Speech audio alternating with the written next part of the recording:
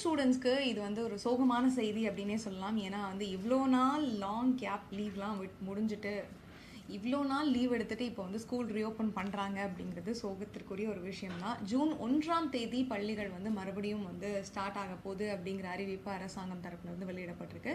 இதில் வந்து பள்ளிக்கல்வித்துறை அமைச்சரான ராஜ்மோகன் அவர்கள் இந்த அறிவிப்பை வெளியிட்டிருக்காங்க. அதுவும் முக்கியமான ஆலோசனைகளில் இன்னைக்கு ஈடுபட்டிருக்காங்க அப்படின்னு சொல்லப்பட்டிருக்கு. நாளைக்கு 10th ஸ்டூடெண்ட்ஸ்க்குலாம் வந்து ரிசல்ட் வரப்போகுது. மே 20 அப்படின்னு சொல்லியிருந்தாங்க. ஸோ அந்த டேட்டும் வந்துருச்சு. யார் யாரெல்லாம் வந்து என்னென்ன மார்க்குக்கு வெயிட் பண்ணிட்டு இருக்காங்க, என்னென்ன மாதிரியான கோர்ஸில் ஜாயின் பண்ணுறதுக்காக வெயிட் பண்ணிட்டு இருக்காங்கன்னு சொல்லிட்டு ரொம்ப ஆர்வமாக இருப்பாங்க.